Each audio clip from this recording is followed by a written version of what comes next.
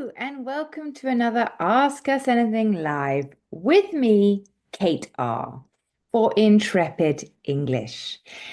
Every Friday, I go live and I talk about grammar, vocabulary, or pronunciation point for our learners and for everyone who wants to learn English. And on that point, I would just like to remind you all that I come on here every Friday, but every Thursday, I also run a reading club. And this is to empower everybody in English for equality in education. So this is one of our principles, and we're very passionate about it because we want to empower everybody in English. So Reading Club is free for everyone, and you can improve not only your reading skills, but your public speaking skills, your vocabulary skills, your listening skills, and your pronunciation skills. So feel free to get in touch, comment below if you would like to participate in one of our Thursday reading clubs. But now, today, I would like to talk about a really useful grammar point that I've been looking at with some of my students. And they've been asking me about phrasal verbs. Now, phrasal verbs are really important in English because the native speaker will more likely use the phrasal verb over the traditional verb. So, for example, in one of my lessons today, we talked about to go off on a tangent. So that's to talk about something different than what you were previously talking about. And to go off is the phrasal verb that we use. Instead of the normal, we could just say to digress.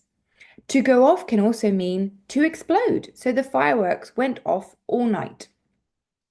And so that's a phrasal verb. We could say to explode, but we are naturally going to use the phrasal verb. So it's when we have a verb and a preposition and we change the meaning of the verb. And it has a whole different meaning. Now, this is why it is extremely difficult for non-native speakers because phrasal verbs can have multiple meanings, or they don't translate directly into other languages, or their meanings change depending on the context. So it's not just that when the preposition changes, the meaning changes. It's also it can have different meanings depending on the context. So I wanted to give you a little list of phrasal verbs that tend to cause confusion. So I'm going to give you some today and we'll give the second half next week. Okay? So a very popular phrasal verb is to take after. So this means to resemble someone, and it's usually a family member. So my daughter takes after her father, my husband. Okay, she is literally the spitting image of him, but the female version. Another brilliant phrasal verb that I really want you to learn is to run into. So this means to meet someone unexpectedly. So I ran into an old friend the other day it was actually an old student of mine on the just over there when I was dropping off my little girl dropping off my little girl at her daycare. I haven't seen him for about 3 years and I just ran into him.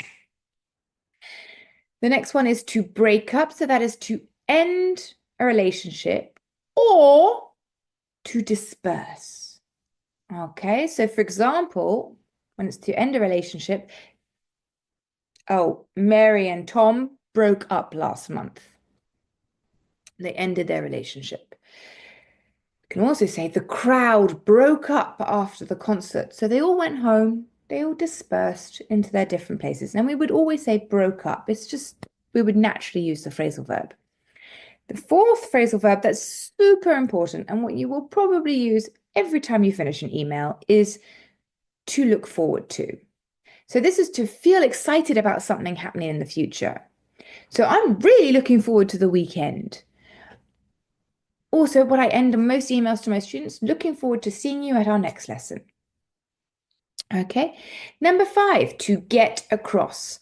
This is to communicate or to get a message or an idea to somebody successfully. So you are communicating the meaning, you're communicating an idea or the message. So I hope I'm getting across the importance of phrasal verbs in English.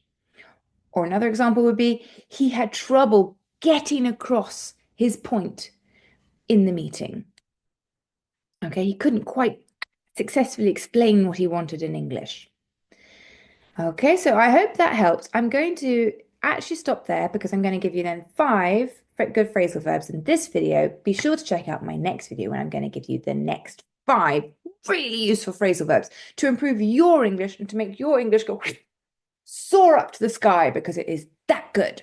Okay, so it's take after, so to resemble somebody, to run into, so to meet somebody unexpectedly, to break up, so that's either ending a relationship or when the crowd disperses, to look forward to, so be really excited about something in the future, and to get across, to communicate your meaning, your message, your idea successfully.